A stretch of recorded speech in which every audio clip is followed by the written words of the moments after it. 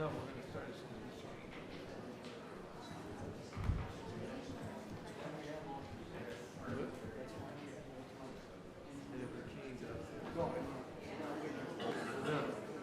no, if I wasn't here, you guys, I would be go right ahead without me.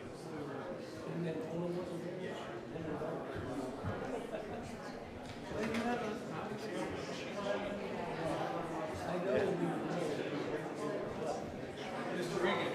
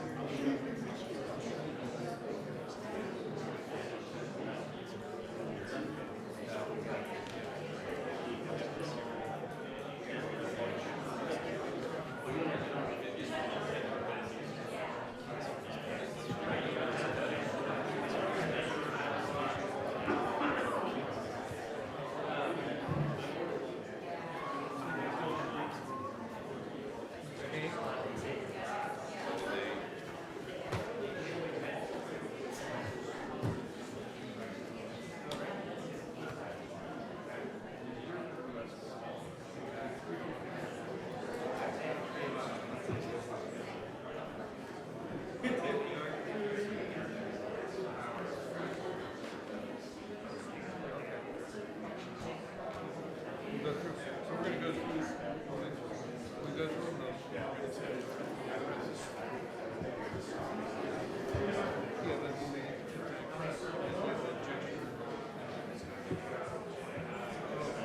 So you want to read that as a summary? we're gonna read it.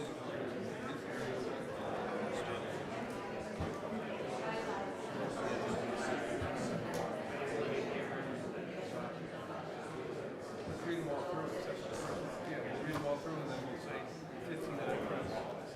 59 Crest Street is moving with objection. Other than that,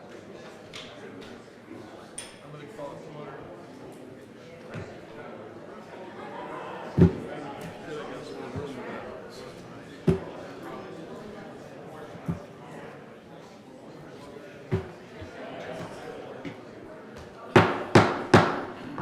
Call the meeting to order. First order of business is roll call. David Huntoon. Here. Tom Heaney. Here. Jim Miller. Here. Eric Curtin. Here. Chris Souza. Here. And Tom Silvera. Here. Okay, in the absence of a regular member, Mr. Huntoon, you'll be voting this evening. Next order of business is the adoption of minutes. Can I have a motion? Motion to adopt minutes? Second. Motion made in second. All those in favor? Aye. Motion carries 5-0. Next order of business, we're going to read the summary cases, and then we'll vote on them in total. If there's anyone objecting to a summary case, either in person or in a letter, that will get moved to a full hearing. So go ahead, Mr. Curtin. Petition of Patrick and Hannah Snow by their attorney David Martland for variance from section 603 to allow the construction of a 14 by 25 foot second floor deck with a rear yard setback of 16 feet, where 30 feet is required. Said real estate is located at 59 Crest Street and further identified as Lot 136A on Tax Assessor's Plat 116. Is there anyone in the audience that cares to object to that tonight? Mr. Chairman, there's a letter in the file. Yep. A letter of objection for that one. Okay, that will be moved to a full hearing at the end of the agenda.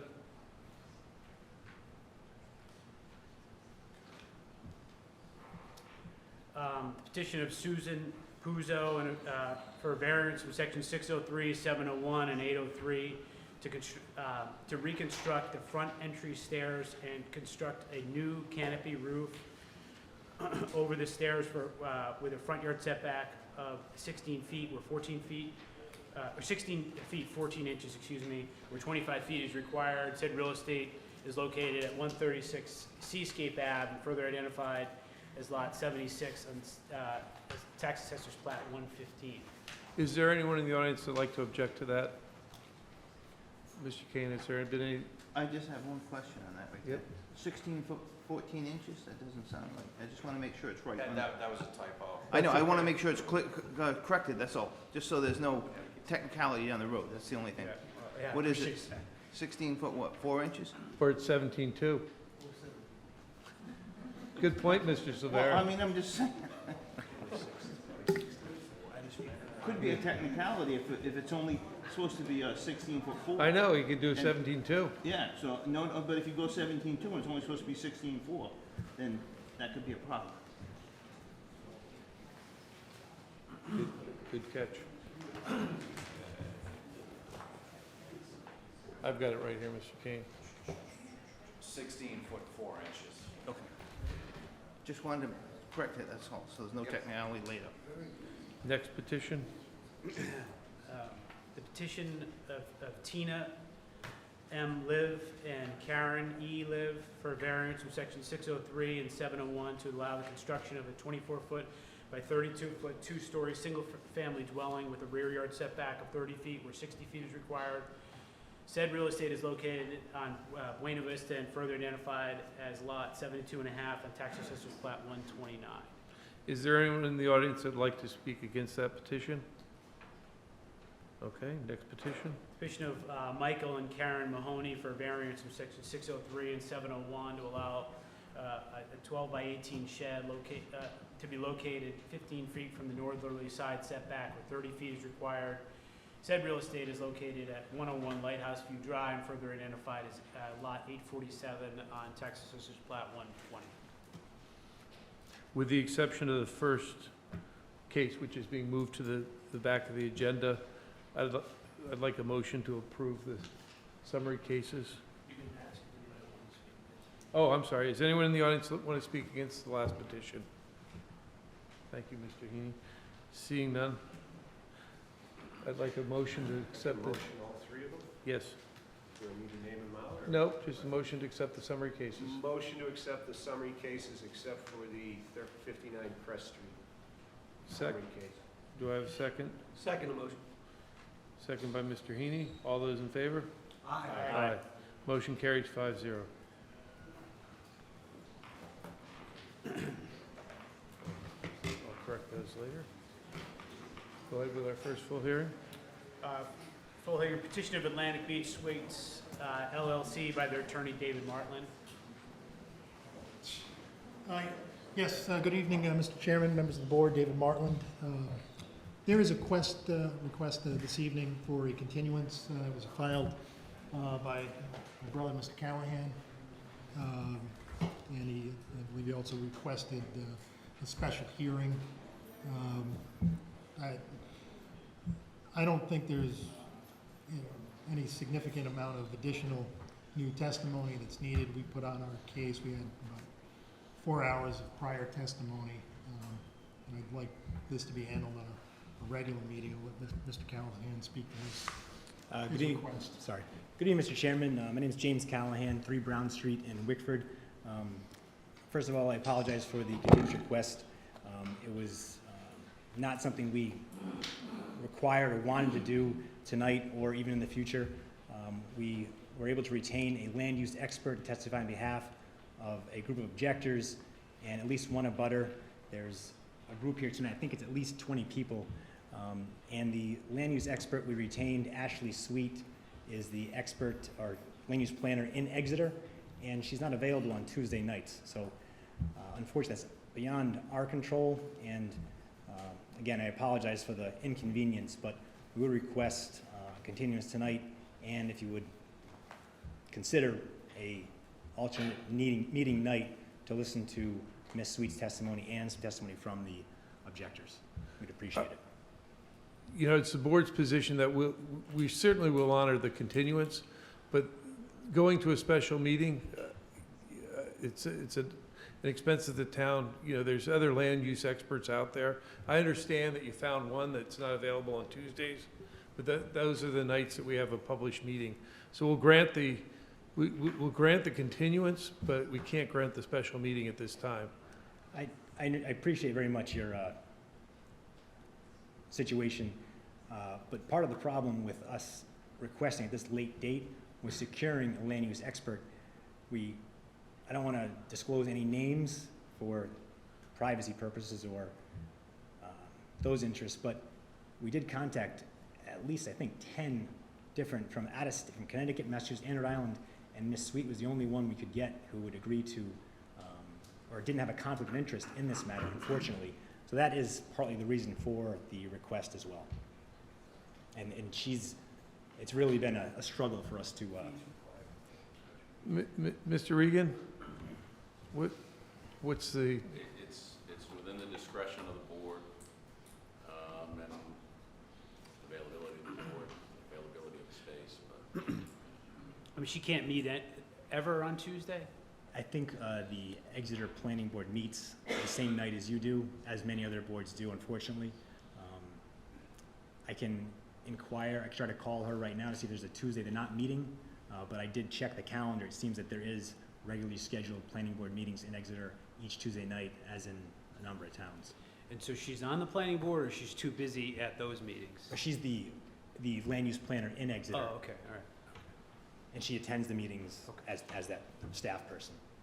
I think you could also have her do a report and submit that as testimony as well. And we'll certainly, because of her background, we'll accept her as an expert witness. And then I would suggest that if they're going to be presenting expert testimony, the Bring the- applicant would want to have the opportunity to cross-examine that expert, just like Mr. Callahan would want to have the opportunity to cross-examine any of the applicant's witnesses. So, okay. So scratch that. It's a good idea, though. I just know that the board right now, we're down a member tonight, and as we get through the summer, we're gonna be, you know, the last Tuesday of every month is on everyone's calendar. I personally came back this morning from a trip away to be here, and I'm going back tomorrow morning. So it's hard to juggle those schedules, and I know that's not your problem, that's ours, but we have scheduled meetings. I understand.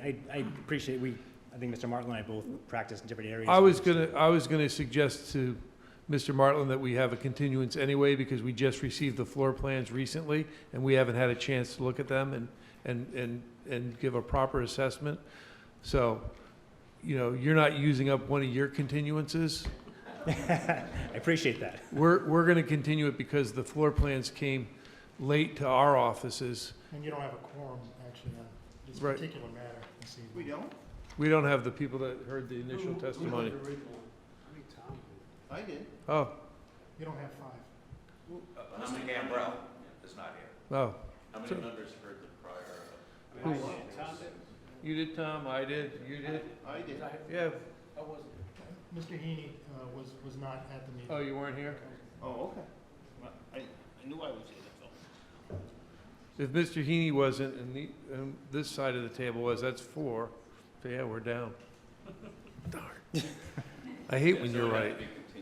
Yeah, so we're gonna, but in the future, if we can get those any plan designs a little earlier than 2 days. Yeah, I had emailed them in last week, and they, Thursday. right. And all those plans did was eliminate bedrooms. So, we're gonna continue it anyway, and if you can get in touch with your land use person and just see if she can make it to the July meeting, which is July 23rd. July 23rd. We'll make our best efforts, and if there's some issue, I will contact Mr. Get in Kane. touch with us early. I will. Don't come on the 23rd, and I've learned my lesson. thank you. Thank you. Thank you. We don't need a vote to continue that, right, Mr. Kane? That's administrative.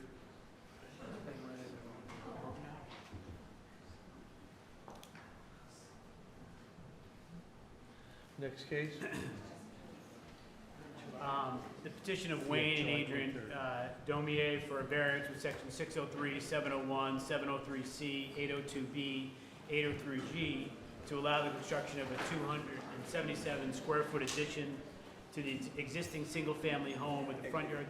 Excuse me, I believe that we were gonna run through the cases and get the disposition of those that may or may not be asking for continuances. Oh, Or okay. otherwise, and then we'll go back. Okay. Calendar. So we'll So read, just read them quickly, is what you're getting at. Yeah, just read out the petitioner's name and address. Sure, okay. Petition of Wayne and Adrian Domier.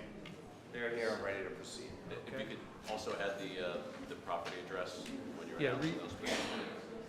just read the address and then. 74 Crest Street. Petition of K&K Beach Club by their attorney David Martland for 0 West Main Road. Yes, we're ready to proceed this evening.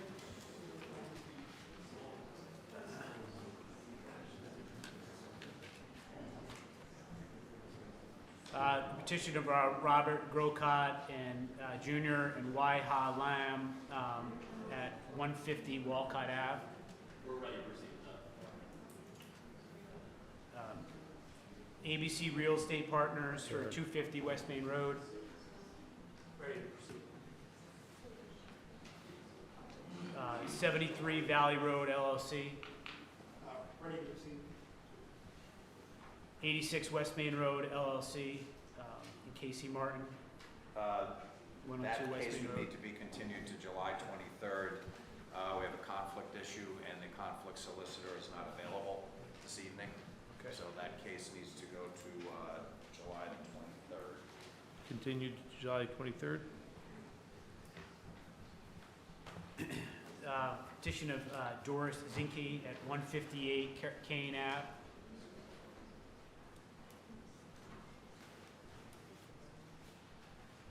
Push it to the end. Miss- Anybody here? I don't see the petitioner here. Just hold it. Okay.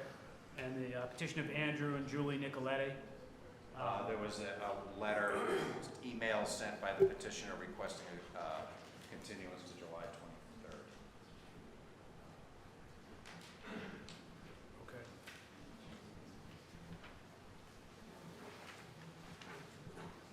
Do I need to read Crest? Is it Crest goes there? Yeah. But we read it off, so you don't need to read it. So, back to Domier. Thank you. What's that? Yeah, but just give me 1 second.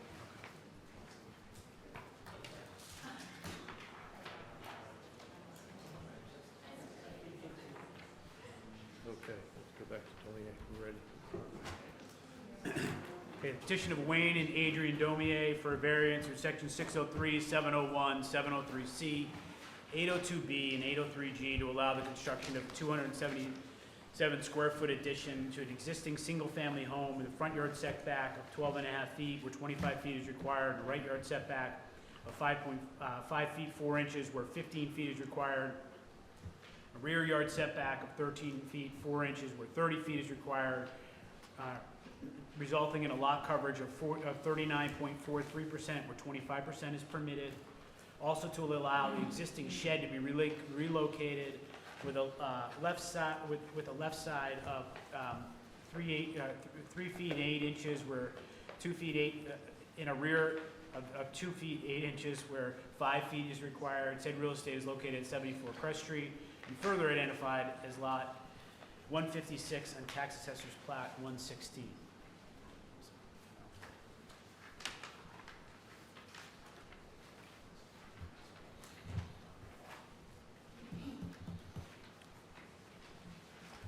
Good evening. evening. Raise your right hand.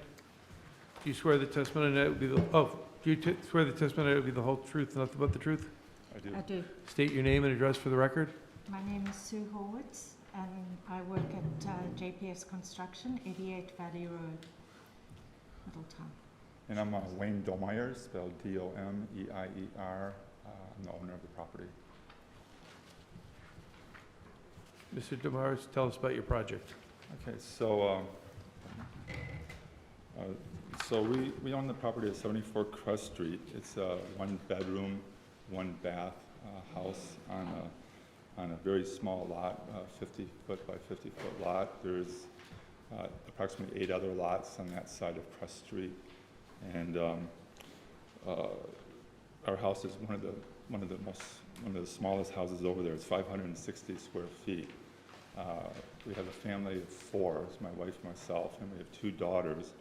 So currently, with the one bedroom, my daughters will sleep on a sleep sofa in sort of the kitchen living room. It's sort of like the size of a suite hotel.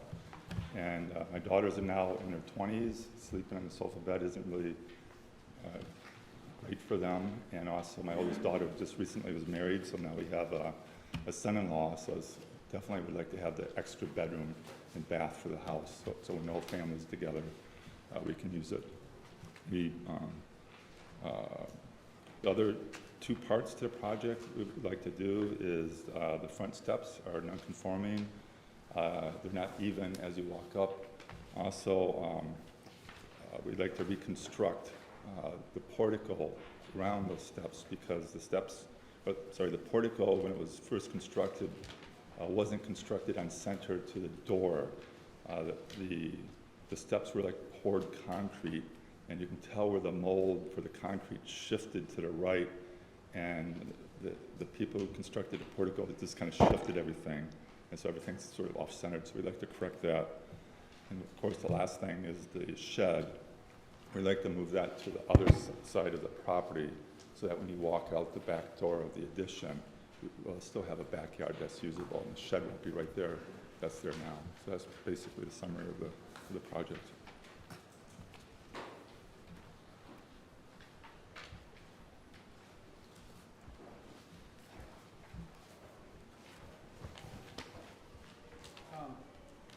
So obviously, it's a very small lot. The addition seems reasonable. Do you have any intention going forward to go up another level or put a second story on the building in addition to what you're doing right now? Currently, we do not. We had a discussion about doing that with the designer and the builder, but it's a lot more expensive to do that, and due to the cost, we decided to go with the addition instead. If I can add one thing, it's actually because of the size. You know, if you look, the zoning code 711A, no single or 2 family dwelling shall be erected in such a manner so as to provide living space per family of less than 720 square feet. Well, right now we're at around 587. So by doing this addition, we're actually going to be meeting the zoning code in that particular aspect. So that's just something to add that hadn't been mentioned. What's the total going to be when you're done? Sorry? The total square footage when you're finished? Will be 912, which is well below the neighboring houses range from 5,000 down to, the smallest we found was 1,400. So we're still considerably smaller than any of the other houses in the neighborhood.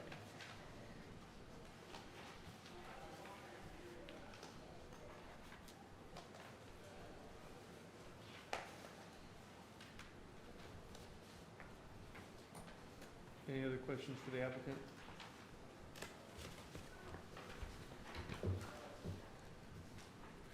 Where do you park?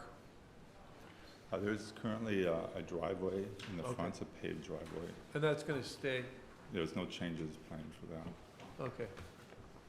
Any other questions, Mr. Huntoon?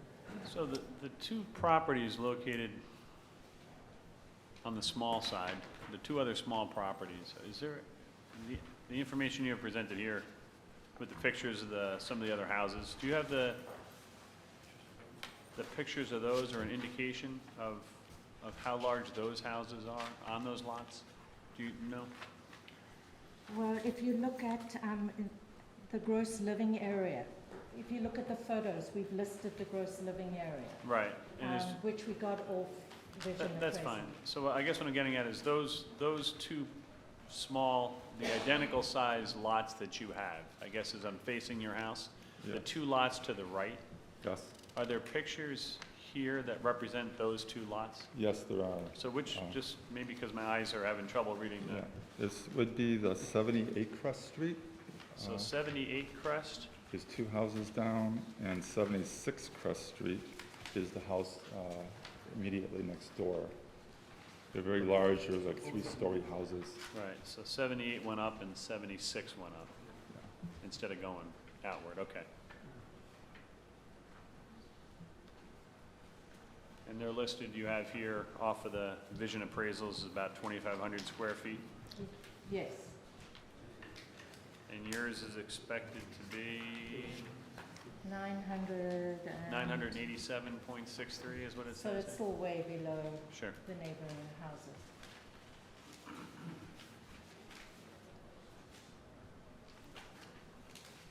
Jack, do we know if there's any variances for those smaller lots? Well, which ones For did the, it go? the 70, the two we just spoke about, the 70, 78 and 76? Do we know, are they also outside the standard? I would have to go and check, but I believe they were. Okay. Variances. Okay, I'm not sure to what extent, but right. I'm No, just sure looking they at the both- size of the footprints anyway, even though they did go up, they look like they're kind of up against the edges of their lots, so. Since they went up, they could go up by right within the same footprint. No, they would have to Still- get variance relief. still if Yeah, they it's still have to violated. get variance. I believe that those two came in here at the same time and got variances. They were small cottages. Right.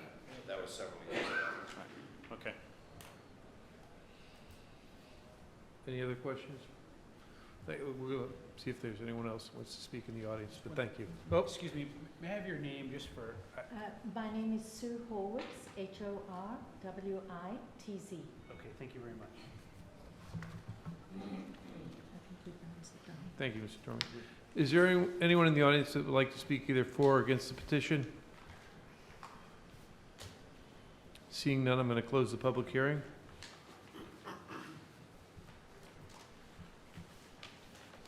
Can I have a motion on the application? Make a motion to approve the application. Second? First and second, discussion? I mean, this is very modest. I mean, there's not even decks on this house or anything. I mean, they're basically going to upgrade their home to meet the zoning code and provide a little bit more practical, useful space in their home for their family. I agree, and based on the description of the two adjacent lots, which are the same size, they're certainly not altering the general characteristics of the neighborhood. And when you look at, in terms of relief they could ask for, this seems like they are asking for the least relief, and also it's due to the unique characteristics of that lot. So I'm gonna support it. And I tend to agree with both of the comments previously. I don't think there's anything exorbitant. I don't think they're asking for the stars or significantly impacting the neighborhood. And there's no apparent objections from any of the abutting or other neighbors in the area, so I will approve it. I too, I agree with my colleagues. I think it's the least relief necessary for the full enjoyment of the property. And it's interesting, anything they do there, they're going to be over the lot coverage, and that's the biggest number that jumps out. So I think it's a reasonable request, so I too am going to support it. All those in favor? Aye. Aye. All those opposed? Motion carries 5-0. Thank you.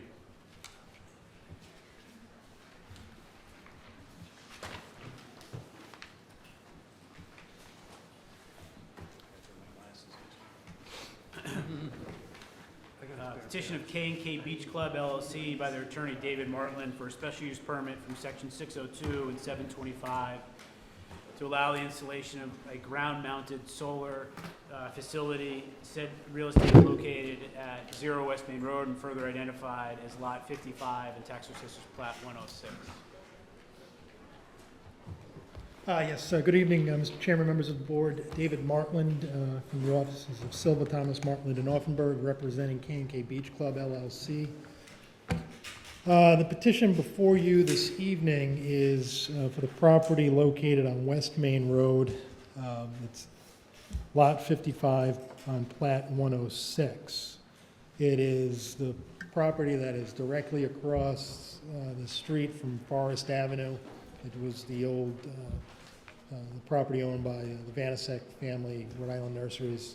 Its property itself contains about 70 acres. There's some wetlands on the property, and there are some agricultural buildings that are still used by Mr. Vanasek, who does some farming out there under a lease agreement. The proposal tonight is to utilize the southwesterly portion of the property. It's roughly 4 acres to construct a ground-mounted solar array. Because the property does contain wetlands, which sort of kind of bookend where the solar array is proposed, and the access goes through the solar array. We did have to go to DEM to have them review the proposal. DEM issued an insignificant alteration permit. It was at that point we were then able to file the applications with the town and proceed with the development plan review process. This type of installation requires you to go through development plan review and requires a special use permit from the board. So we went to the technical review committee process. Technical review committee met, reviewed the project, made some recommendations and conditions of approval, recommended favorable approval of the project, and that then moved forward to the planning board. The planning board conducted site visit and hearings, and after reviewing the proposal, the planning board voted unanimously to provide a development plan review positive recommendation. So with those, we're now here before you this evening to request the special use permit. If I could approach, I've got copies of the development plan review notice of planning board recommendation dated April 11th, if I may submit that. We're going to mark it as Exhibit A.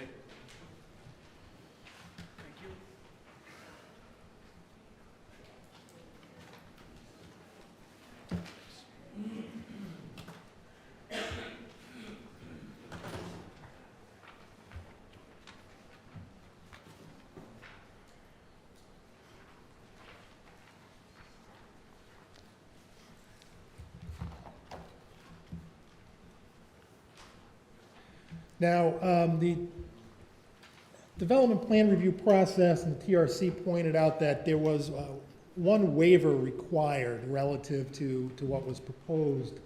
And that's because in the commercial design standards, the overhead, there aren't supposed to be any overhead lines. The electric utility lines, they want them to be buried. Part of the DEM approval process, the installation and the transmission lines go through the wetlands. Those are overhead lines so that we're not digging in the wetlands. That was part of the DEM approval, and so therefore we require a waiver for that. I've got Dave Russo from Dupree Engineering who can speak to the more technical issues related to that, but I just did want to highlight that particular issue. And then there were another number of conditions of approval, and I'll go through those with Dave. They've, I think, generally been satisfied, but still remain conditions of approval on the development plan review recommendation. In addition to Dave Russo, I have Nate Godfrey, a real estate expert, to testify on the aspects of the special use permit, and also Scott Milnes from Equinox, who is the solar consultant to answer any technical questions the board might have regarding the installation. So with that, if I could call Mr. Russo. Can I ask you a question first? Certainly. Can you just educate us a little bit on what happens with this power and how much is generated and what it's going to be used for and who profits from it and all that stuff? Certainly. If I can ask Mr. Milnes to come up, he knows much more about it than I do, and so I'd ask if Scott could get sworn Scott in. Milnes, Equinox Renewables. Raise your right hand, Scott. Do you swear the testimony tonight will be the whole truth? I do. Nothing but the truth? Nothing but the truth, I do. Scott Milnes, M-I-L-N-E-S, Equinox Renewables. M-I-L-N-E-S. M-I-L-N-E-S. The project is a feed-in tariff through the Rhode Island Renewable Energy Growth Program. So the owner has a 20-year contract with National Grid to buy the power at a set rate. So all the power coming off the site will be exported straight to National Grid under a 20-year contract. Okay, and we need the power now. This is why we're doing this? This is... Yes. Just... And how does it? It's just a contract. They own the land, they rent the land to National Grid needs the power. Well, they're not renting the land, they're just selling the power under a 20-year contract through the Rhode Island Renewable Energy Growth Program. I'm not well read on that, so that's why I just wanted to understand it a little bit. Scott, what's your company? Equinox Renewables, Inc. Can you spell that? ECONOX Renewables, Inc. Thank you. And Scott, could you explain your background in solar to the board, please? I'm the president of Equinox Renewables, Inc. I've been doing solar for about 6 or 7 years. Most of our projects are in Rhode Island right now, and they're commercial projects throughout the state. We've probably built 30 or 40 projects in Rhode Island, so we've been doing it for many years. And where do you build projects? We build a lot of projects in southern Rhode Island and western Rhode Island. We built the project on top of the Newport Vineyards. We built the 500 kilowatt that's in the industrial park. I think, Jim, you were maybe involved with that years back. And we built the project at the new hotel that was just built on the roof and on the ground out front. And what portion is subsidized by the government? What? What portion is subsidized by the government? There's a 30% federal tax credit. Yeah. That's going to go to 26 at the end of 2019. And then you can do accelerated depreciation in the first year for solar.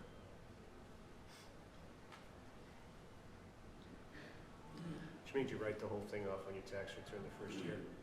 Correct. I'm just curious, because we see these come before us, and I just want to hear it right from you. A solar project, besides the solar and what it does, it's basically a financial, it's a financial model, it's tax credits, it's, their revenue coming in, and, that's the basic simplicity of it, because without the tax credits, it typically doesn't work. Private capital would never fund this. No, not without the tax incentives. So going back to the first waiver, and you might cover this down the road, are those transmission lines already there that you're tying into? There's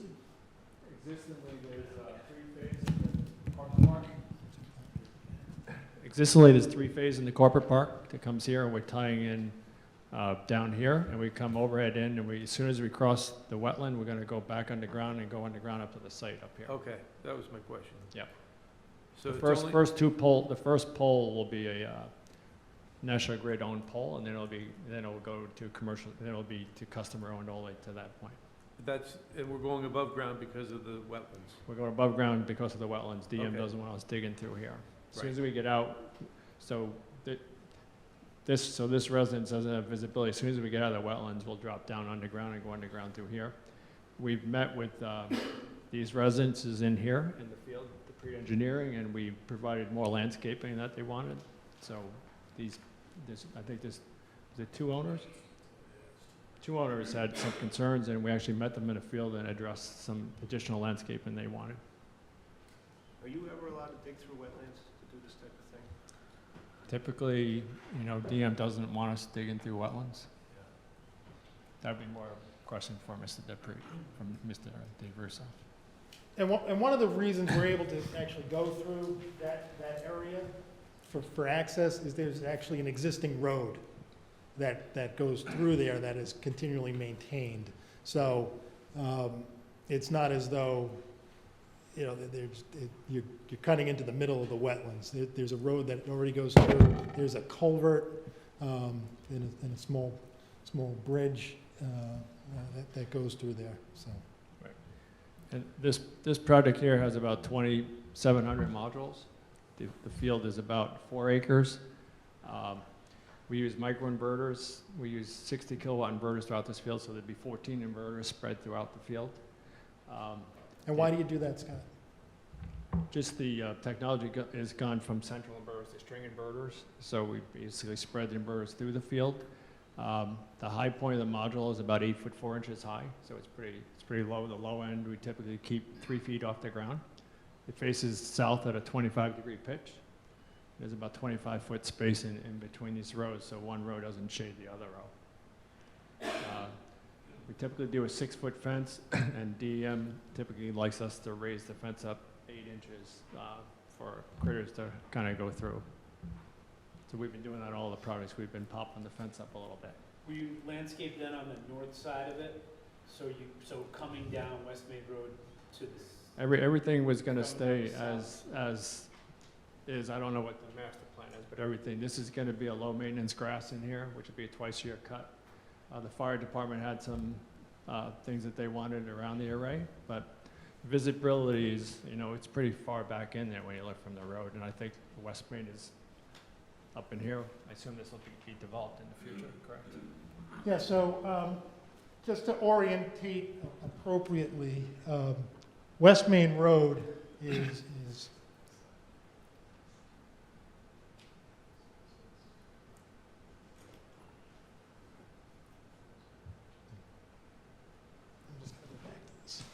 It's got younger eyes. So West Main Road runs in this direction. If you were going from top to bottom, this is north to south. And so this is the southwesterly corner of this site. That's way down near the, Yeah, the golf course is down here. And the West Main Road is up here. This is the farm building you might see located here. There was that gravel parking area that used to be utilized by the Hyundai dealership in this location. But there was no additional landscaping proposed on either the west or north, or the east or north sides. It was on the southerly side to provide some buffer for the residences here. And it was really, there was a lot of existing buffer, but there were spots where it needed to be bolstered. And so the PRED had gone out there, met with the owners, and provided a revised landscaping plan incorporating the additional plantings. So this is on that backside of the wetland area. The site, generally slopes, away from the road to the low point here, and then, heads back up a bit after hitting the low point in the middle of the wetlands. So two of the recommendations by the planning board for approval revolved around the noise monitoring. Is that noise given off by the inverters themselves that could potentially some of the neighbors had a question about? Is that? Yeah, these, with the string inverters I said we use, typically we're about I think, 60 decibels at 1 meter. So typically, these inverters at fence line, you won't hear them. But we Right. said we would do, every yearly in our operation maintenance plan, we would check the noise to make sure that we weren't getting any noise toward the property line. Okay. And then the other one was the fire department asked for a 10-foot barrier just for fire protection. That I was guess. that was, I said, one of the conditions that the Yep. fire department. So what is that, just a gravel area that you're not gonna have that low grass around, or is that I on the think the outside intent of the fire fence, or- department was on the outside, that if there's a brush fire in the fields, Right. that it would stop there.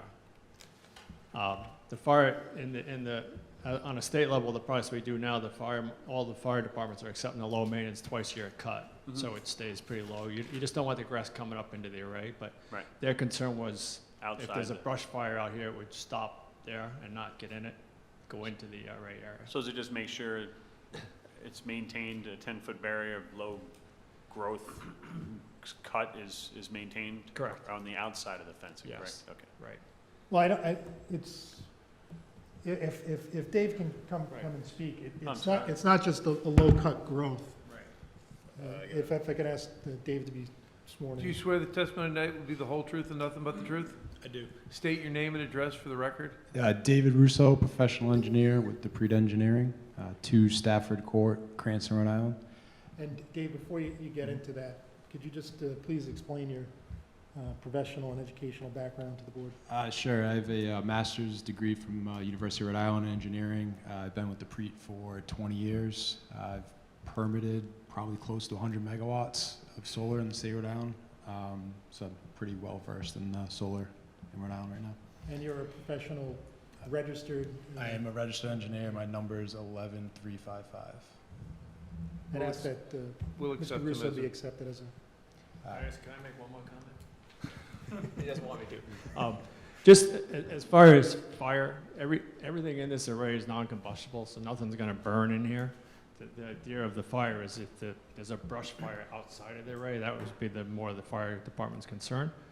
Up at the road up here, we're required to have a load break disconnect, which basically when you come to the site, you shut that off, that will shut off the entire array. So if there's anything, their biggest concern was existing, brush fires in the fields around it, not the array itself. The comment about the fire department, it was a 10-foot like gravel. It wasn't just a low-growth maintenance. Right, so it's gravel around the outside. Yeah, or some correct? type of stone or gravel. That was the comment in regards to that.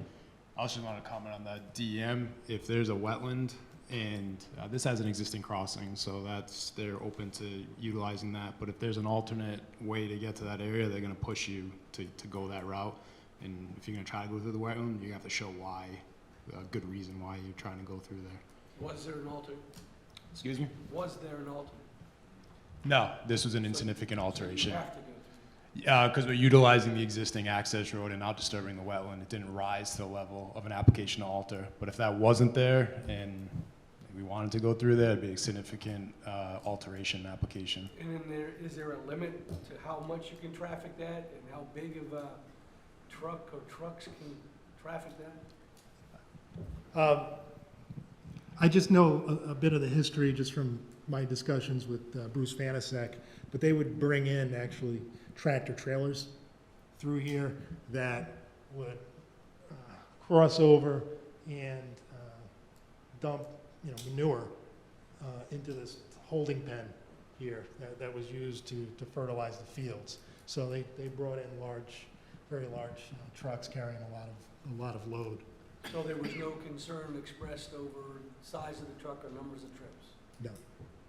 No, but for what's being proposed, there's gonna be generally, very little access there, except during the construction, is that correct? And then also maintenance, that was the other thing I wanted to talk about, but we can wait on that if you want. Maintenance would be done probably twice. First off, who's responsible for the maintenance? The owner, Kane, what is it? The owner would be responsible for having a maintenance contract with an O&M provider that does O&M for Okay, solar. so you're only in this, as far as installation is concerned, that's the part you're talking about, but once it's installed, it's now on the owner's part to make sure the maintenance is. It's a requirement of the town to have an O&M contract in place that the town has a copy of the O&M plan.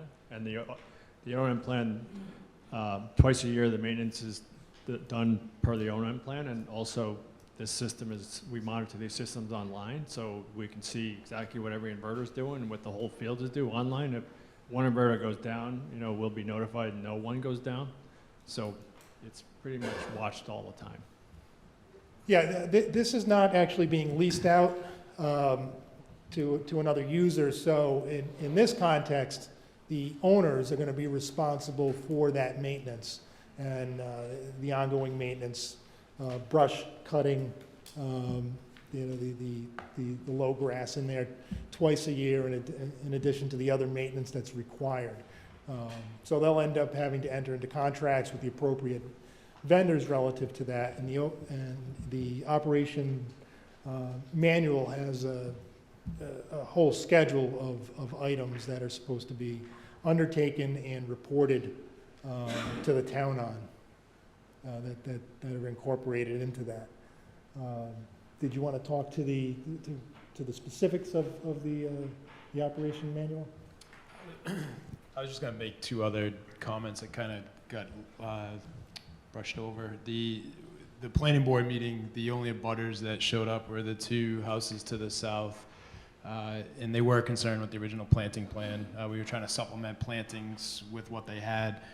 We offered the abutter at the time to go meet him at his property, which we did with our landscape architect. And we looked at the vegetation back there was kind of shrub, overgrown. There was a few bushes overgrown, and he really just wanted it all taken out and just a clean buffer installed, which we agreed to. So it was a lot. I'd estimate it was probably another 20 to 25 plants that we put back there for those two owners.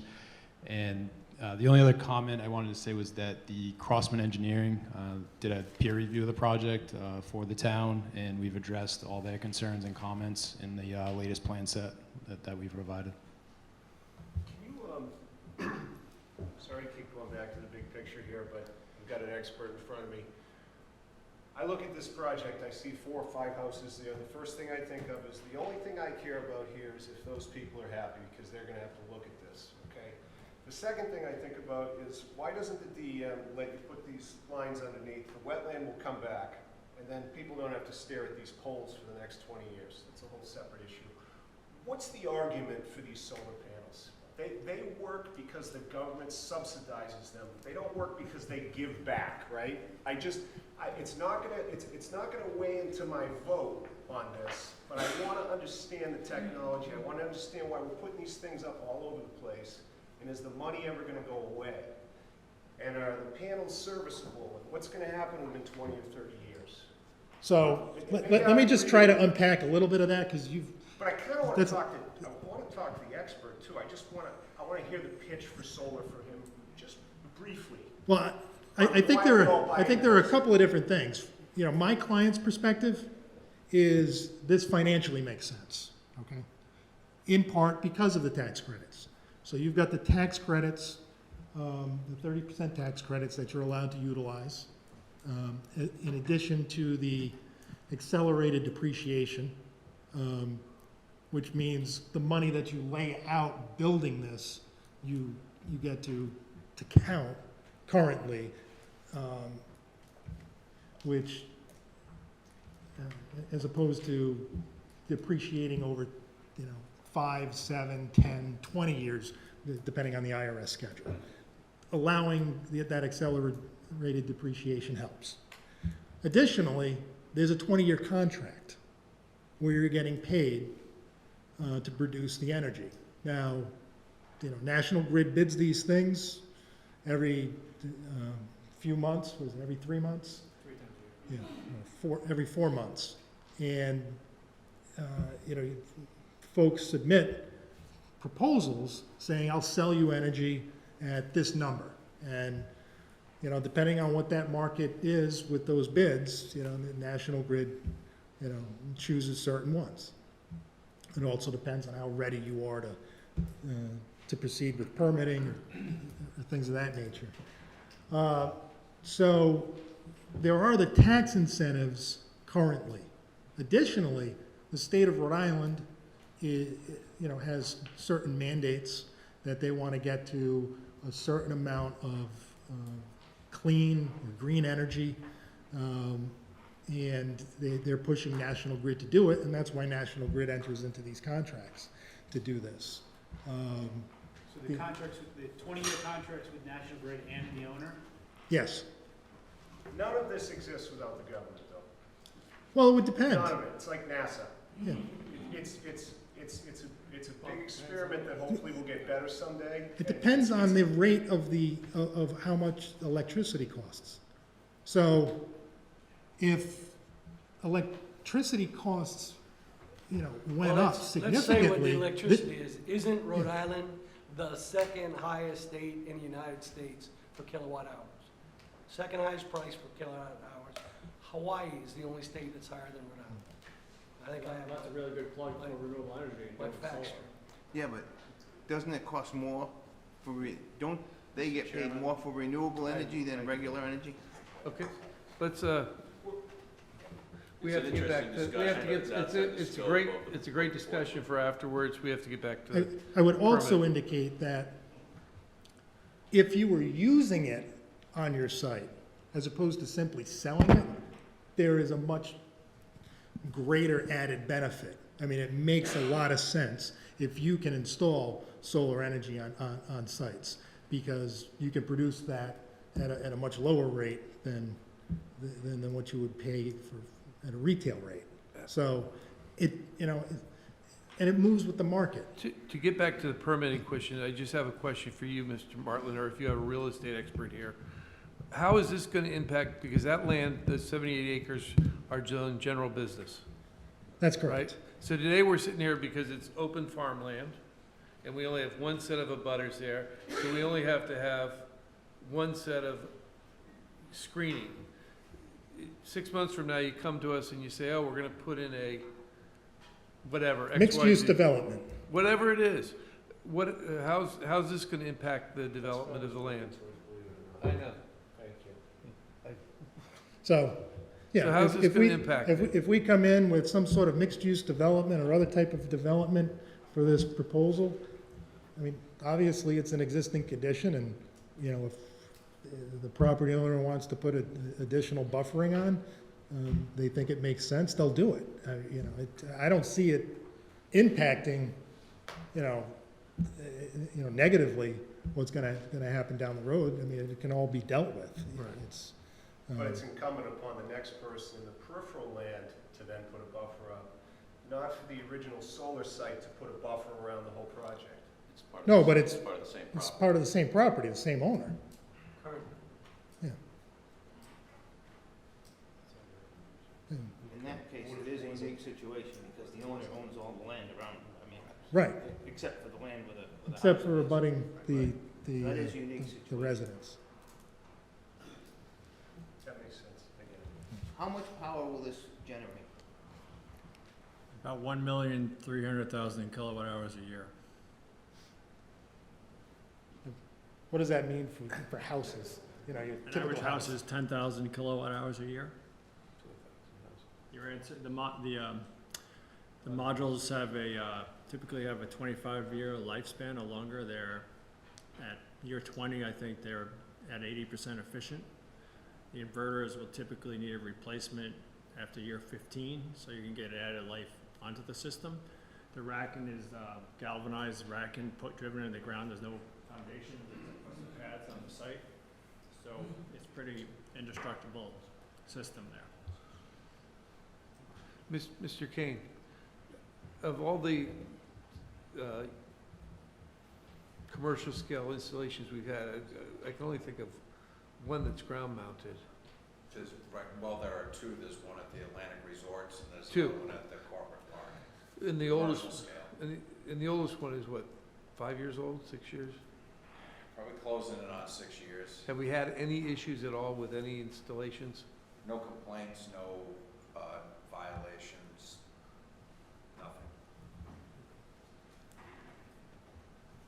My office overlooks the corporate park one directly.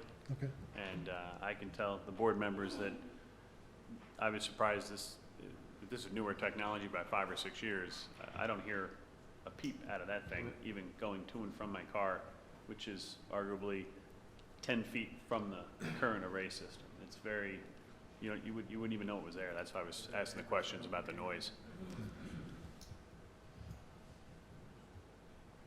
Any other questions? The only other witness I have is Mr. Godfrey, who I think has prepared some reports. I could just submit the reports for the Thank record. you.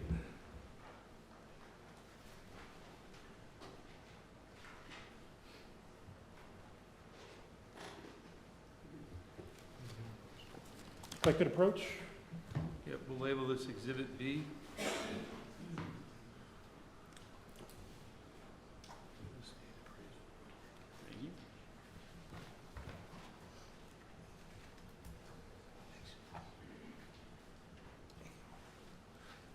Raise your right hand, Mr. Godfrey.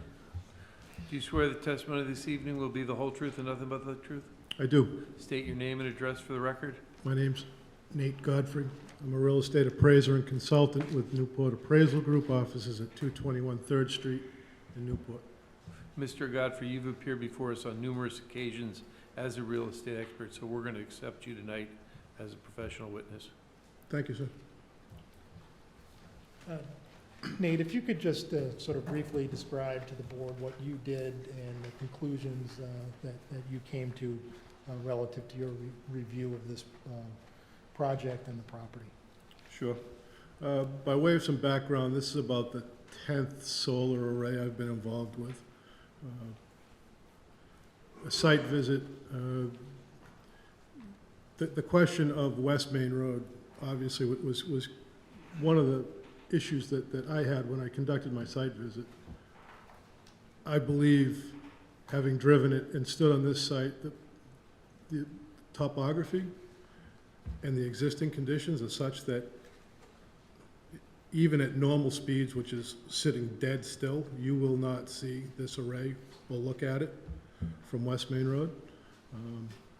That was my first big concern. Is this going to be a big visible issue up there?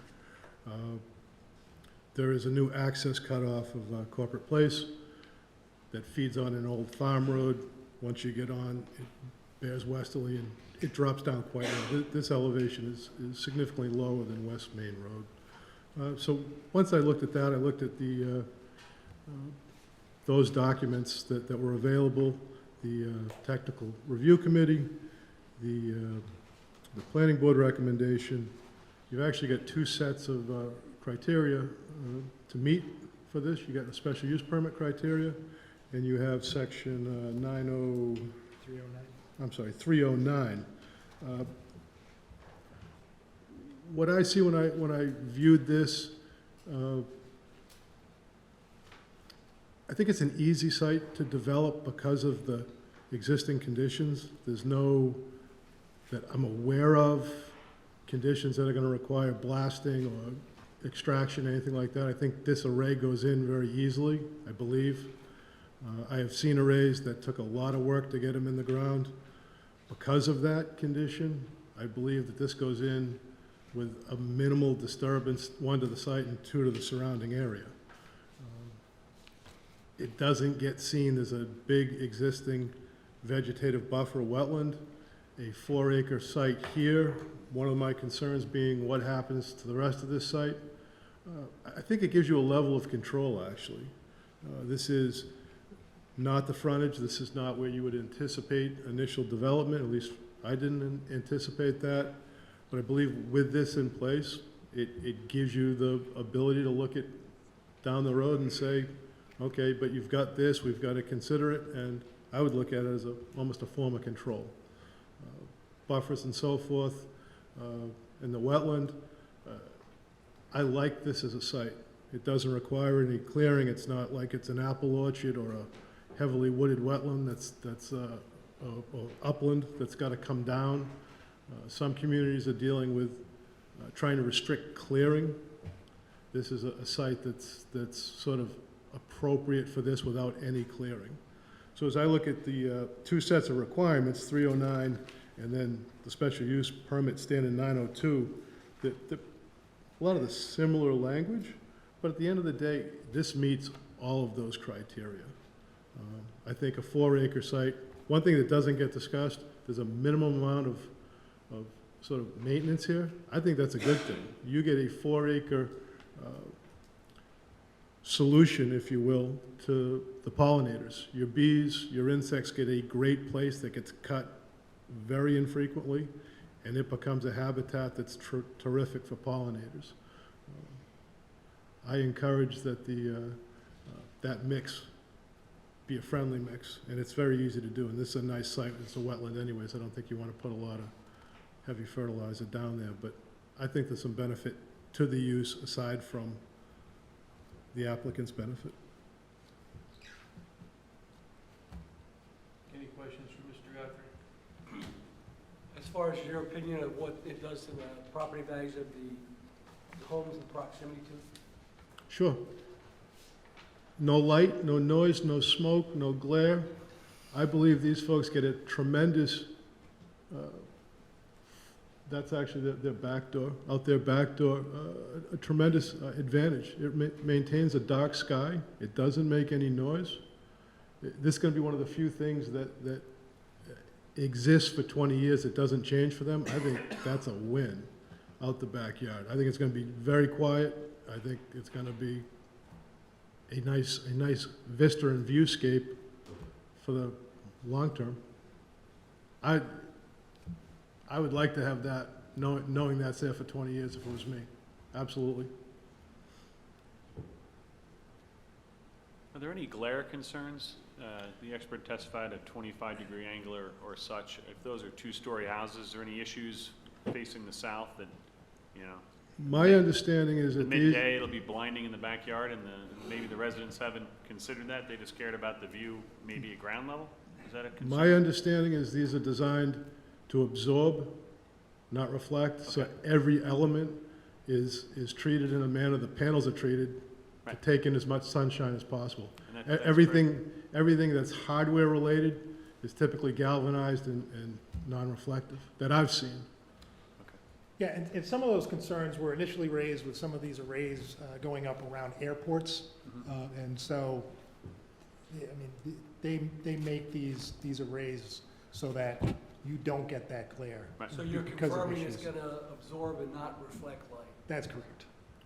There was an issue up in, I believe it was New Hampshire, and I have it in my permanent file. There was a glare noticed at the tower for about 3 minutes at 10 o'clock. They adjusted 3 panels in place and the glare went away. I actually talked to the tower manager for a previous application to have that answer. I didn't see an airport having an issue here, but it was merely a tweak on the existing arrays, and that glare issue went away. It was very small. It was 3 panels in about 3 minutes of glare.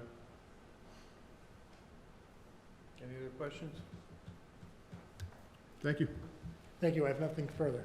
I have one more question. Sure. Just in terms of, we talked about the arrays themselves, we talked about erecting them, and it's going to require minimal changes in terms of the topography and all that.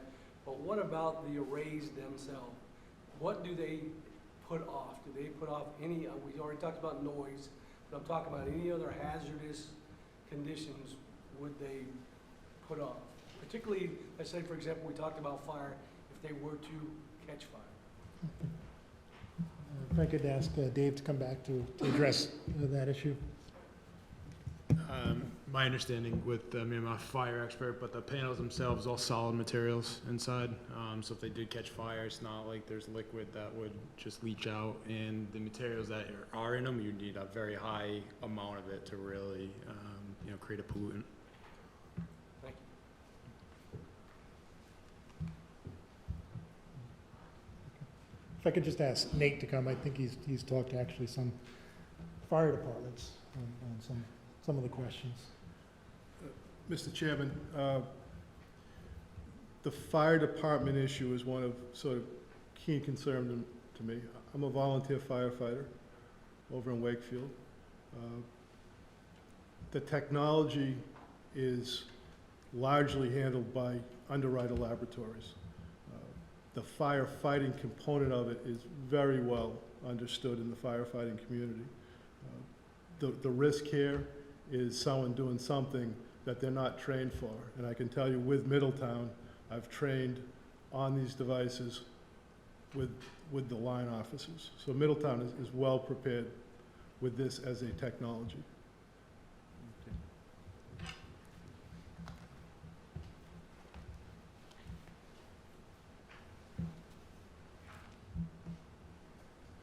Any other questions?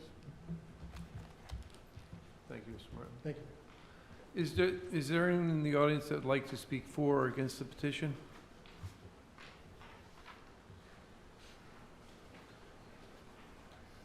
Raise your right hand. Do you swear the testimony tonight will be the whole truth and nothing but the truth? I do. State your name and address for the record. Anton Viveris, 110 Indian Hill Road. My concern isn't so much what the state wants, it's what's in best interest of Middletown and the people of Middletown. You have a commercial entity which is going to produce energy that is not being used on a premise, it's being sold. My understanding, public utilities, that falls into that category. Now, the panels at the Atlantic Resort, that power is being used by the resort. Any extra will go into the grid. That's not the case in this particular instance.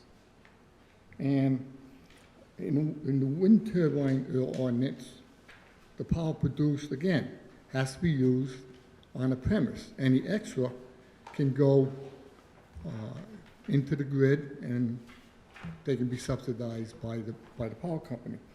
My other concern is that this piece of land is a farm. And I'm wondering, as a farm, the land has a reduced assessment for tax purposes. Now you're putting a commercial entity on it. Are they still going to be entitled to the subsidy? The land is listed as it's zoned currently and has been zoned general business. So, But it was used as a farm. My question was, and I don't know if... it will become a general That would business. be a question for the assessor. It really doesn't have any Right. impact on the zoning application, whether or not, I don't know whether the property is in the farm forest and open space, and whether or not putting this array on it would impact that, but that would be a tax assessment issue, not really a zoning issue. Well, as long as the zoning board can find that it fits or is compatible with 902 special use permit and the requirements of that, my big complaint would be whether or not they're still receiving subsidy, which I can check on, and that the power is not being used on a premises, it's being sold as a commercial entity. Thank you. Thank you, Mr. Viveris. If I could just briefly address that. So the use is permitted by special use permit. There's nothing in the ordinance that requires it to be utilized on the property. Additionally, unfortunately, you can't use it if you have other properties and you wanted to use it to offset your bills for other properties. For instance, my clients also own the Ramada Inn over here. Because it's a separate property under the way the state law is, we can't utilize that energy generated on West Main Road to offset the Ramada Inn. The bills over there. You're only allowed to do that if you sell it to a municipal entity, which then can offset their bill. So there's nothing in the current law that would allow you to do that. I know there have been a lot of proposals to allow owners to do something, that kind of net metering, but that option isn't available under the way Is there a the size situation is. limitation on FERC, to keep it from being, going before the Federal Energy Commission on siting? Because it is a generation. Oh, clearly, but I believe, Is it a small scale, so it's not required? if I could ask Scott to, I didn't hear him. I believe it's 5 megawatt and larger are Right. large scale that require for. So that would answer Mr. Viveris's question of why it wasn't cited as a utility, because it's small scale, correct? Well, additionally, you have a specific use in your ordinance that calls out ground-mounted solar arrays. Right. And so therefore, that specific provision would prevail over the general public utilities, and this is not owned by That's the correct. public And utility. There's nothing in the section of the ordinance which governs ground-mounted facilities such as these that requires that use to be used on the premises, the power to Right. be used on the premises. Okay, thank you. Thank you, Mr. Thank you. Martland. Mr.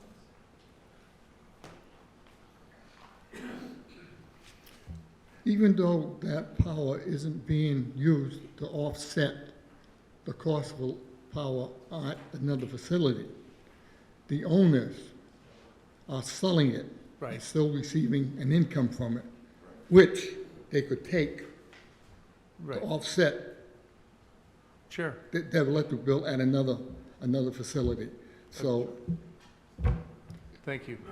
thank you.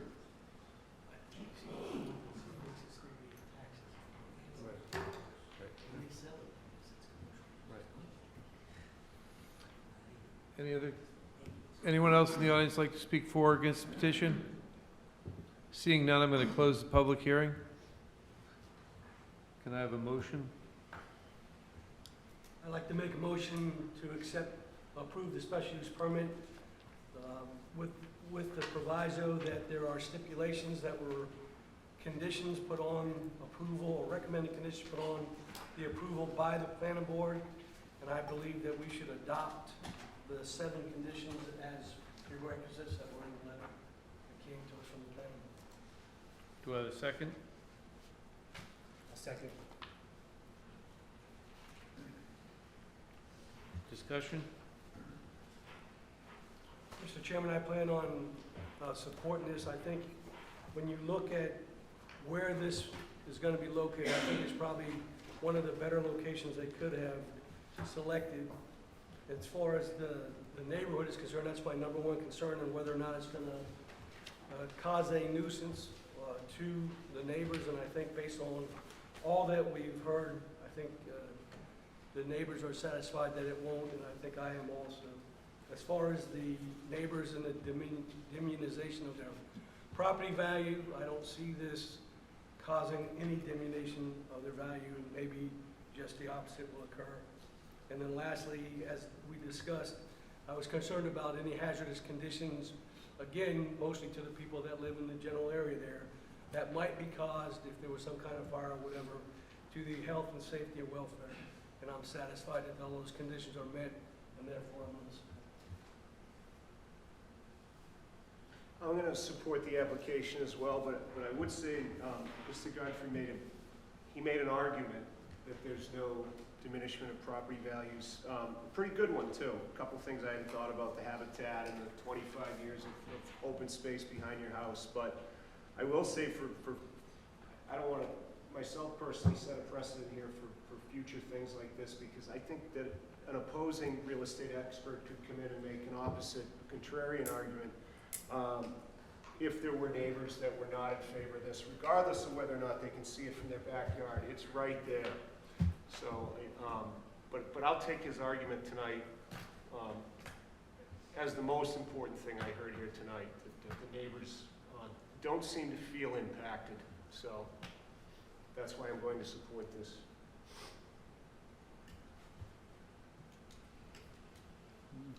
I too am going to support the project. If you look at what we can do with open space, my concern there was, what would happen to the other property, but as council pointed out, it's owned by the same owner. They've been amenable to the people to the south, which are the only neighbors that they currently have. And, from a land use point of view, it fits 100% squarely in the comprehensive plan. So I too am going to support it, and I think it meets all 5 criteria, as stated clearly in the planning board memo of April 11th. And they list each of the 5 requirements. So I think, I too am gonna support it. If there's no other discussion, all those in favor? Aye. All those opposed? Motion carries 5-0. Thank you.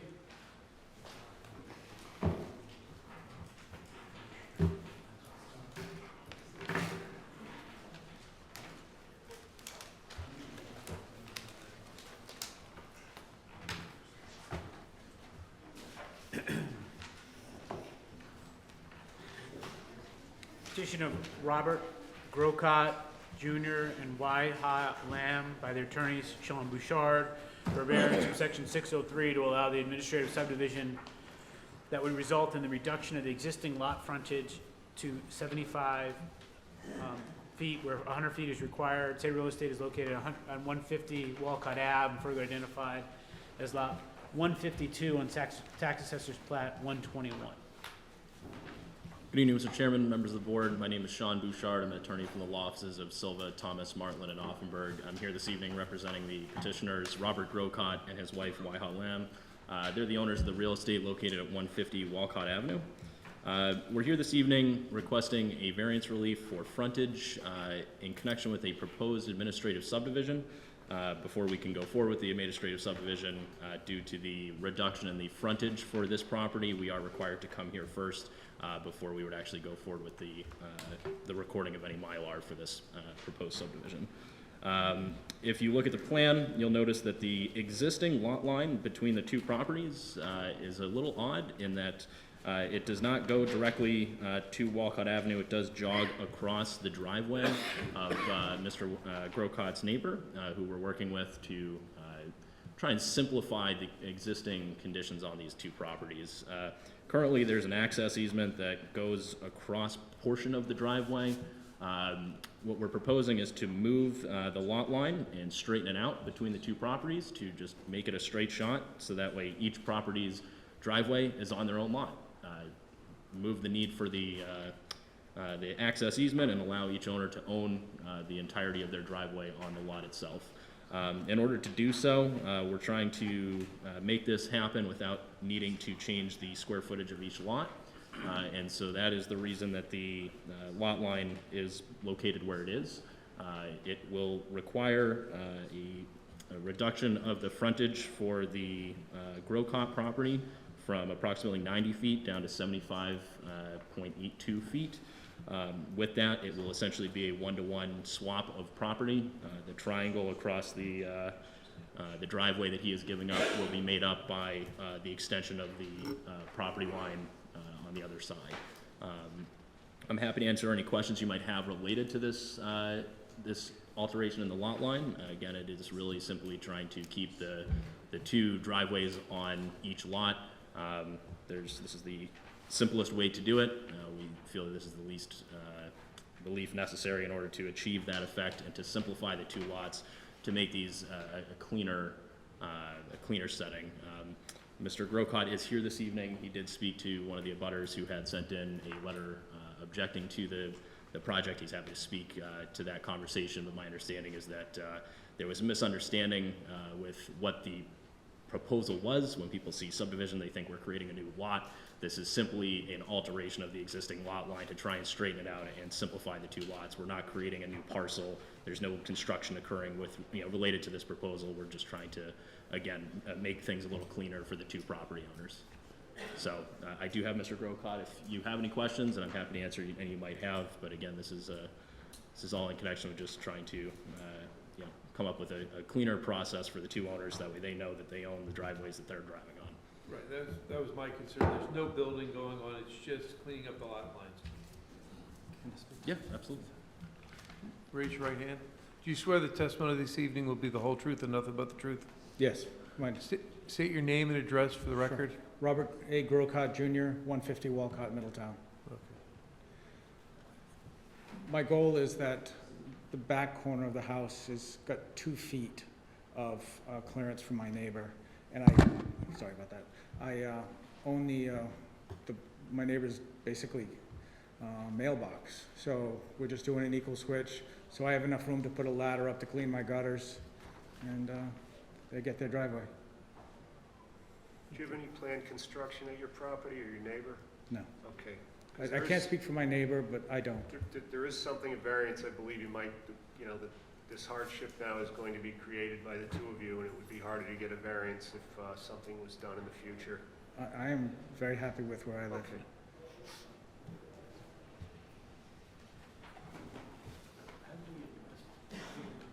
What's that? Recent time, didn't we address something?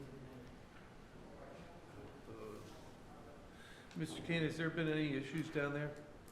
Not that I'm aware of. I believe there was a variance granted for the adjoining abutting property that's part of this land swap, but it wouldn't be impacted because it was for Because frontage it was going the relief. other way, right? It was going towards Maloney Lane. Going closer to Maloney Lane and Walcott.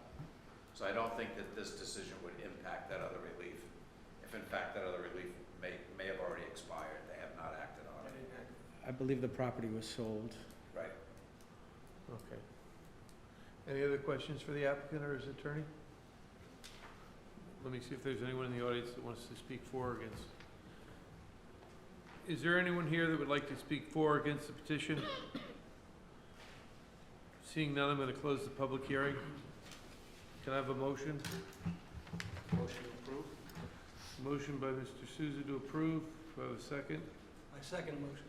Second by Tom Heaney. Discussion?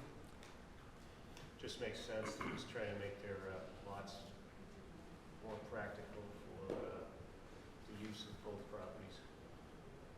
Get rid of a couple problems with the mailbox and the driveway. I agree. I think it really simplifies things and is a benefit for both of the neighbors affected by this, so I'm going to support it. I'm going to support it, Sue.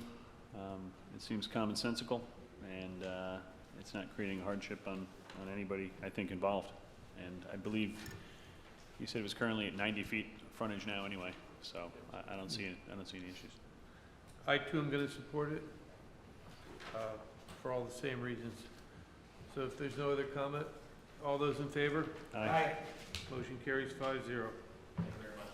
Thank you, Mr. Bouchard.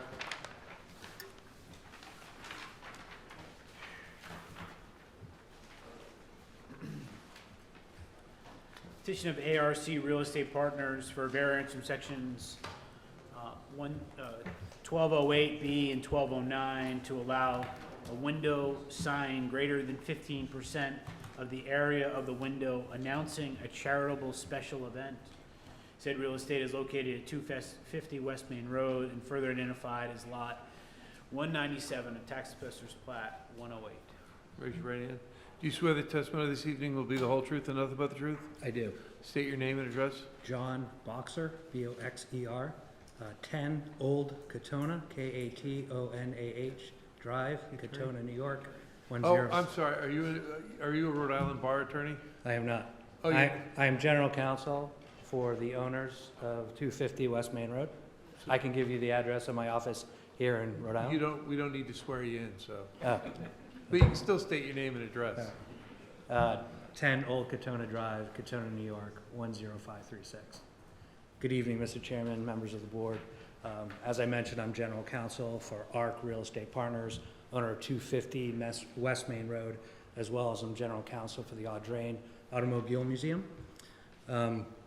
The owners of 250 West Main Road respectfully request a special use permit and variance for relief to install and show a 564 square foot sign across the West Main Road facing facade of 250 West Main Road, to use 100% of its 19 windows to announce and to advertise the Audrain's Newport Concours and Motor Week, which is scheduled to take place from October 3rd through the 6th, 2019, in Middletown and Newport.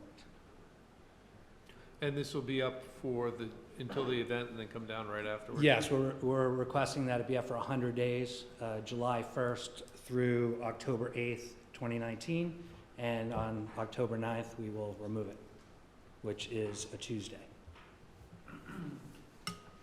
You said they're going to be in the windows or covering? It's going to be covering the windows. Currently, the windows are covered in an opaque covering that do not let any light into the building or any visual from the street in. Mr. Kane, this doesn't create any type of a safety issue, does I it? don't believe it does. It's it's funny because the type of signs that they're proposing are, in our ordinance, considered exempt signs. Right. But so normally we do a special use permit, but the fact that he's asking to alter the allowances that are given as an exempt sign, so he's here for a variance. Okay. But I think the temporary nature of it is not gonna create a long-term issue by any stretch. Okay, thank you. Any questions for the petitioner? So is this, I'm just looking through the documents that were provided to us, and left, right, and center. Is this, can you kind of explain how it is it broken up by window pane, or is it literally a banner that hangs the full length, the full frontage of the building? Is it a single banner, or are they broken up by window? It would appear from the street as a banner, Okay. but they are individual panels covering the windows. It doesn't cover any of the brick and mortar, it's just on the windows. And But the design makes it look like it is a banner. And how is it attached to the building? It's glue, a fixed glue, sticker, it's a sticker. So it's not flapping in the wind? No, or- no. No, it's actually, Stuck it's to the like windows. putting tent on your window. That's what I'm saying, so It's it, exactly okay. So it's not flapping, it doesn't, when your first appearances aren't temporary, it looks as if it's there as It's not part of the. affected by wind, rain. Okay. Any other questions? I think we're good. I'll see if anyone else wants to comment, but thank you. Great, thank you, thank you. Is there anyone here that would like to speak either for or against the petition? Seeing none, I'm going to close the public hearing. May I have a motion? Motion to approve? Motion made by Mr. Souza. Do I have a second? I'll second. Second by Eric Curtin. Discussion? It's a larger than normal sign that's going up and then coming down. Yeah, It'll probably look pretty cool, too. I think it really is, as signs goes, it's not really the sign that we're kind of thinking about, either on the building or on posts. It's a little bit special in terms of the way that it's affixed to the existing windows, so it's not, really a sign in those terms. So I think because of the special nature of it, I have no problems supporting it in the short duration of it also. Yeah, I too, I'm familiar with the Audrain Group because they sponsor quite a few events for nonprofits around the island. While they haven't been here for a long time, they've made an incredible impact with everything that they do. So I think from a community point of view, it's a good thing that they do. So I too am going to support it. All those in favor? Aye. Motion carries 5-0. Thank you.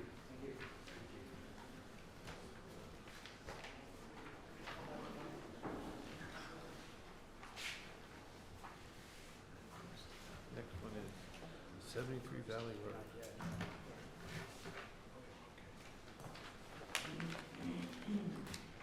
Oh, we got, Do we need to come back to Kane?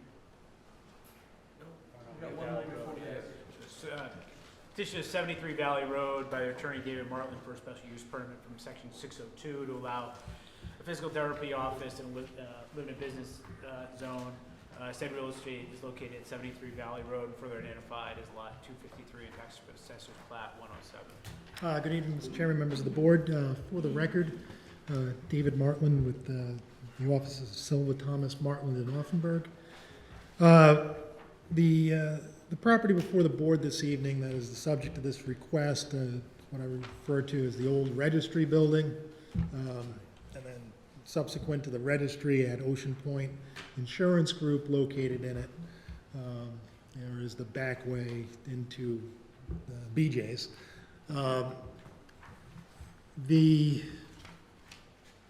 The owner, 73 Valley Road LLC, which is an entity with partners Jack Egan, Bill Egan, and Jim Carlin own that entity. They're looking to locate a physical therapy office in the property to occupy approximately 3,000 square feet. It is the Performance Physical Therapy Group. Currently, they are across the street at the old athletic club, which was purchased by Ocean Point Church. And so with that acquisition, they need to find a new home, and we're looking to put them across the street. For whatever reason, physical therapy offices are required to come before the board for a special use permit to make sure that I think that they're a legitimate use, and, you know, this is the same tenant that was before the board a few years ago.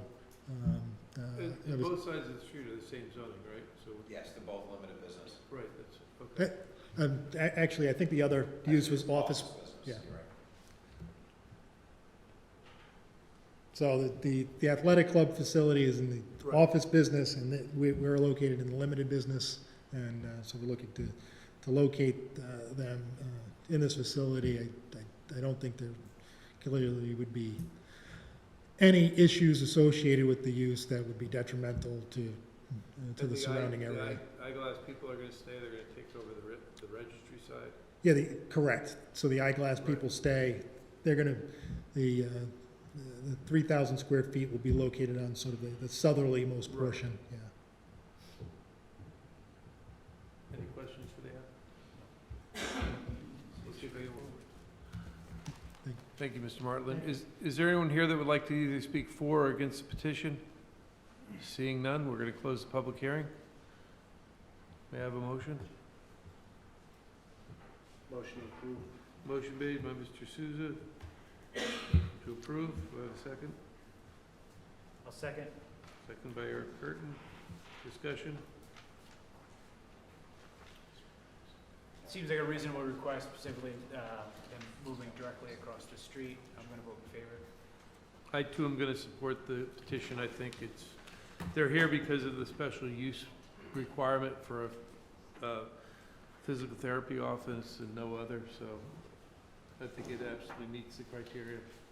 I agree, and I think in addition to that, you know, we are very concerned about the open existing business space that we have here, and we're not asking to construct, you know, new construction, we're asking to occupy something that's already there and make better use of empty space, so I think it's a great use for the existing space, and I'm going to support it. All those in favor? Aye. Motion carries 5-0. Thank you, Mr. Martland. Now I think we're at Kane, right? Petition Doris Zinke for a variance from section 603, 701, and 803 to allow construction of a one-story, 8x40 addition and a front porch with a front yard setback of 12 feet, 12.9 feet, where 40 feet is required, right yard setback of 10 feet, where 20 feet is required. Said real estate is located on 158 Kane Avenue and further identified as Lot 21, Tax Assessor's Plat 122. Raise your right hand, please. State, I'm tired. Wow. Do you swear the testimony this evening will be the whole truth and nothing but the truth? Yes. Thank you. State your name and address for the record. Doris Zink, and I live at 158 Kane Avenue in Middletown. Thank you. Right now, the house is a small ranch, a split ranch, and I'm looking to put a one-story addition on in the front, a porch and a small addition to pretty much bring it up with the aesthetics of the neighborhood. 'Cause nothing's really been done to it since the 1960s.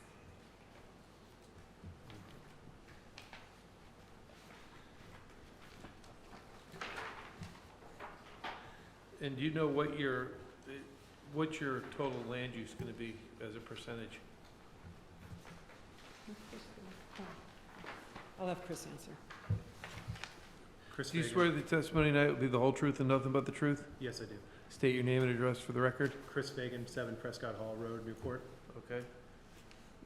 I'm asking what the total square footage of the house on the lot will be.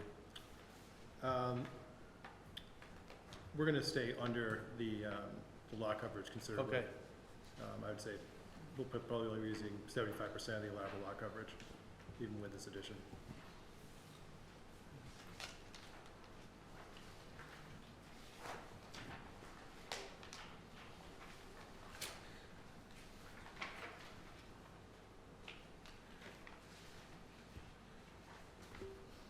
And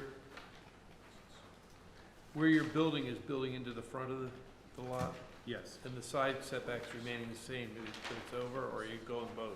No, we're not going to the side at all. It's gonna stay Okay. in line with the house. Okay, so the right side is an existing, Yes. okay. It's an extremely small lot. The buildable Right, area no, is- I know is the tiny. area well. I didn't drive by this one, is this, most of the houses that far from the road? Yep, Okay.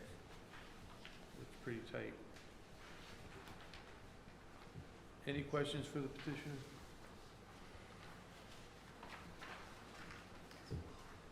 So both the addition and the porch are coming toward the road, and they're both gonna be, pretty much the same distance from the road, almost 13 feet, just a little under, a little over, and they're both gonna be even across the front of your property. Correct.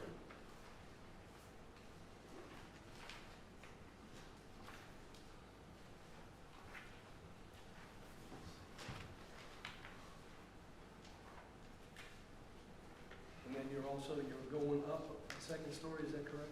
No, it's So- just one story. And you're just extending the roof line there Correct. forward, okay?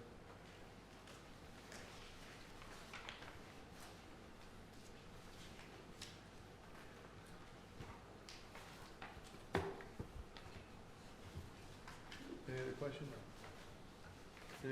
You have a patio and deck existing already on the back? Yes, there And is. is the deck already covered, or are you adding a cover? It's covered already. It's already Yeah. Okay, thank you. Thank you so much.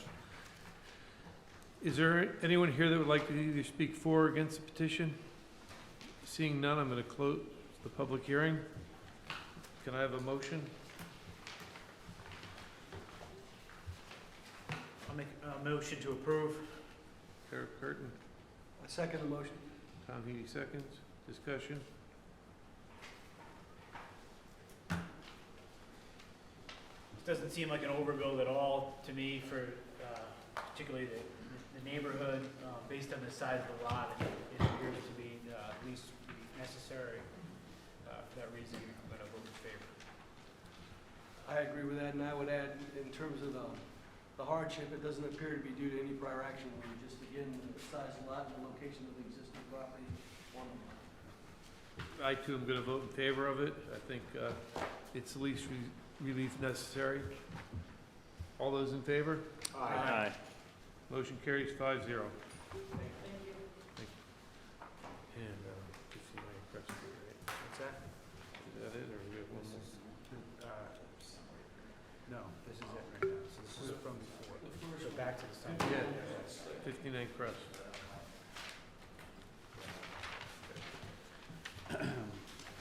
Petition of Patrick and Hannah Snow by their attorney David Martland for a variance of section 603 to allow the construction of a 14 by 25 foot second floor deck with a rear yard setback of 16 feet where 30 feet is required.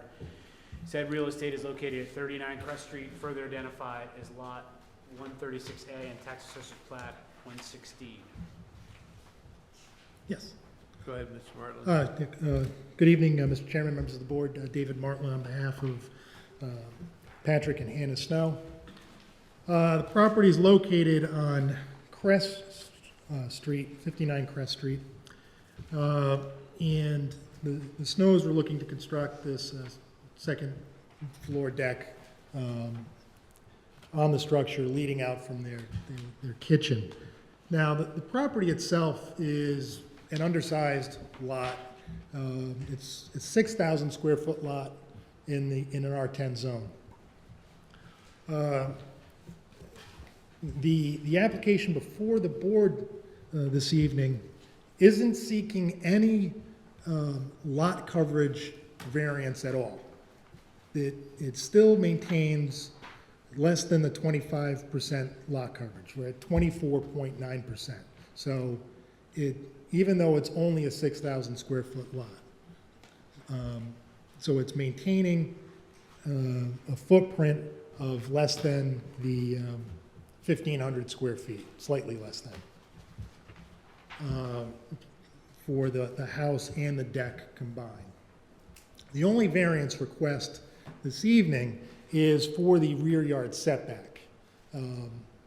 And typically, and as was indicated with the agenda, this would be a summary type of matter unless there were objections. And there was one objection filed by letter from an abutter and there were 29 abutters that were noticed for this particular petition. We've got one objection. My clients attempted to approach the Havies to discuss if there was any particular issues that they would want addressed, and they really didn't receive any feedback in any manner that they could seek to address any particular issue, whether it was the size, scaling it back. So they did reach out this afternoon to try to see if there was any particular issue there. Now, given the size of the deck and the lot, maintaining that lot coverage, there are plenty of properties in this surrounding area with these types of decks. Now, the layout of the house, part of the footprint of this house is taken up by the garage. So this is, you've got the driveway and you can drive into the garage on the first level. So you got garage and kind of, we'll call it a study type of room on the first floor. The second floor is where your main living area is for the kitchen and family room and things of that nature. And then on the third floor is where the bedrooms are located. So this would be a deck coming off of the kitchen. It would allow to have, what they're going to be proposing is an internal stairway down through the deck and down to access the rear yard without having to traverse through the house to access the yard. The house, it's relatively new. That's correct. Did you build it? If I could ask Patrick to come up. Sure. Sure. Raise your right hand. Do you swear the testimony this evening will be the whole truth and nothing but the truth? I do. State your name and address for the record. Patrick Snow, 59 Crest Street, Middletown. And Patrick, could you just give a little background to the board about who you and Hannah are? Sure. Good evening. I appreciate your guys' time tonight. I know you're very busy. We'll try and be brief. My wife Hannah's from the island. She was born and raised here. I'm in the Navy. Met her in 2012, stationed at the War College. Promised her I'd bring her back home and was able to do that. So this is our forever home. We're full-time residents. I'll be here, retiring here. We own a small business in town as well. So this is certainly not a rental. This is where we intend to raise our children. What business do you own? We own Slim Possible Shakes on the Quidnick in the Plow Shopping Center with Dave Bazarski's property there. So we've been in business 7 years in the town. Again, that's Hannah's full-time job, and I'll be teaching at the Naval War College in the JMO department. We did build this very recently. It took a long time for us to save up for this, and our prices skyrocketed. One of the main reasons we didn't build this deck initially was just sheer cost, a lot of increase in costs. We had to look at things to sort of hem back. And this was one of the things that seemed natural to do as we worked with designs. Did you ask for variances when you built the house? We did not. There was none asked for. You didn't, to get the deck? No, we didn't ask for any variance. We built right to code. So there were no variances requested whatsoever when the house went up? No, sir. Not front yard setback, side yard setback, nothing? No, sir. You built everything by right? Yes, sir. So the only reason that you didn't put this deck on, why didn't you put the deck on there? Because obviously, you clearly put doors on and you were prepared to put the deck on. I mean, it's obvious that you wanted this deck all along. Yes, sir. So our intent was to build a house to code, see what our budget looked like, because my father-in-law was the builder, sat us down and said, listen, you need to make some decisions here because it's just the way it is right now as far as what we can afford, where we're going with pricing, and what the design makes sense for the house and layout. He's like, so I recommend we build it as this, and then you can go ask permission later, and you'll be at the mercy of the town, and that's where we are today. So again, the only complaint we had was our neighbor. I spoke to Kathy this afternoon and approached her and said, hey, we want to make everybody feel comfortable here. Is this a construction concern? Because they had construction in their yard yesterday morning. I offered to have them select the dates if that was a factor for them, if there was a time where they might be on vacation, and she said, no, that's not the issue. Her exact words to me were, you have enough. So And this is your neighbor that you look right out the back window Right, at? so they're actually in front of us. No, there's the No, people they're to the catty south, corner. the little cape next to them. Yeah, This so is if, this is not the, No. where your backyard faces, Tuckerman. if this is my house and I'm looking out the sliders, we want to build a deck, you would be catty corner on this side, so they actually face away. The side of their house where their windows are that face our property have bushes that grow over them. They literally can't see us. Okay. This seems more like just sort of, I don't like the way the neighborhood's going kind of feeling. And again, that's just me and trying to divine what their objection was. I asked her, can you please help me understand, what it is that you're having issues with? And In fact, they Yeah. have two houses, don't they? I think they do have a double lot and they rent the one to behind them. So they live in the house that's on Tuckerman? Yes. Is that correct? As far as I know, yeah. And the house that's on Crest, they rent? I believe so, yes. So the deck would look out onto their property then, on Yeah. the Tuckerman side? The deck would directly look out to Sean Spicer's property. Right? Okay. That's who is directly Have you had any dialogue with him? to the rear. I have actually a couple times. And he's not here, and he didn't write a letter. Yep, I talked to him, actually, they were showing the house and they were looking from their deck, which is. If I could just approach. Just let me make one point. Sir. His house, Spicer's house we're talking about now, is taller than yours, right? So you're not, It's shorter than the deck. The deck is beneath it. If this is the front of the house, the deck would basically be about here. This is the side where Don and Kathy are, so it's not even on their side of the platform. right. Sean is off to the corner, and his deck would be taller than us. Our house structure Right. goes taller, but this really doesn't interfere with anyone's view. Kind of sets up to a garage, I think. Yeah, we're facing that orange house if you've driven down the street, and this is level with them. We've had really good relationship with the neighbors, and we intend to keep it that way. This really isn't for entertaining. Our main goal here is to provide access down. I know it sounds silly, but we have two dogs to let them in and out without having to walk all the way up and downstairs. To be able to see our kids and kind of look from the patio. I know that the gripe they wrote was entertainment. That's really not the scope of this. The chief thing for me will be able to have a stair that can come down. Be able to undo the sliders, which are bolted shut for safety, which are code, so we can actually just enjoy that part of the house in a normal manner. If I could just approach, a little bit easier to see on this larger plan. So the Healy's are on this lot to the south, and that's where the existing garage is. And the deck is sort of offset onto more of the northerly side of this property. This is the Spicer property we're talking about. And then the Healy house is located over on the Purgatory side. And there's some substantial trees located along this corner of the property. So this is gonna be your primary residence, right? Yes, sir. We're going to retire here. Hannah's parents are both from here. I'm originally from Cleveland, Ohio, and I'll be teaching at the War College for 3 years, and my intent is to retire here. This is not a rental. This is our full 100% use home. So there won't be 30 college students up there. Maybe her sister visiting, but no otherwise. Any questions? I think we're good, all that. Thank you for your time, John. I have to say it. Is there anyone in the audience that would like to speak for or against the petition? Seeing none, I'm going to close the public hearing. Can I have a motion? Motion to approve. I second the motion. Motion made and second. Discussion?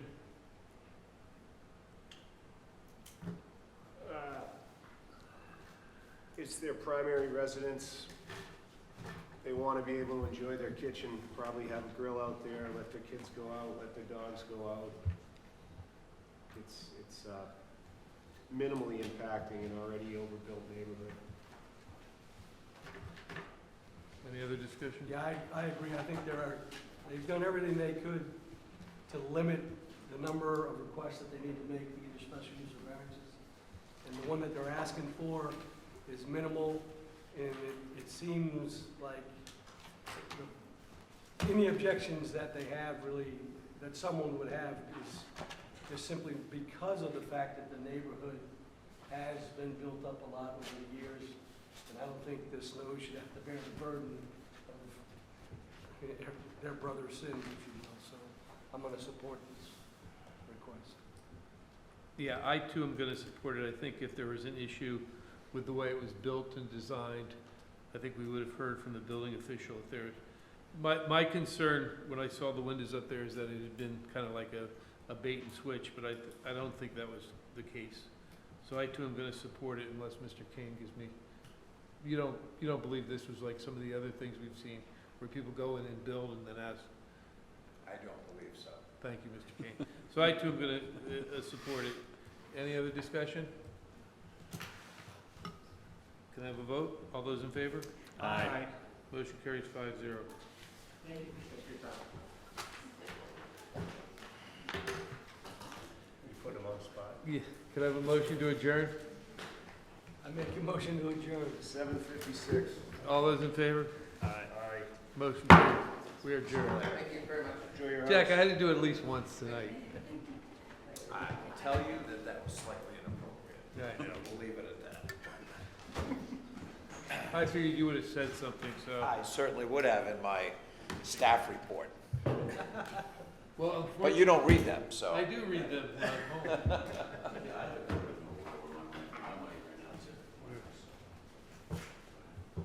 So we'll see you. We'll see you at some point. Are we being filmed right Huh? now? No, it's true, no. Butch? I don't know, I sent you the thing. I don't know. Butch said he was coming.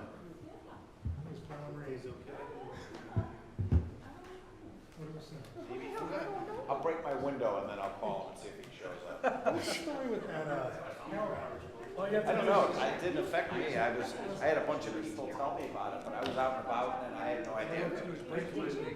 I went to, SAIC. I did get it. I wasn't telling you. No, I was on the first. Yes. Right. No, I am. That's okay. No. Right. Okay, I just wanted to make sure I wasn't being rude. I didn't mean to cut you off, but you said something. Can you tell I don't like selling things? Can you tell I don't like stuff? My fear was, would they do the whole field that way? Would they do the whole 71 acres that way? What's the difference? I know. You know, the only thing it is, Look at them all. I save them all. Well, I'm going upstairs because you recycle, that's what I use upstairs. Right. Because your predecessor, Why can't we do that? last year before you got here. Dig it up, put some conduit through there, let it grow back, and then you don't have these. Why can't we just pave it? All the stuff. I don't want to pay it, just bury it and be done with it. So she said. I agree with you. Put wetlands or But something. we're never gonna win that. That's not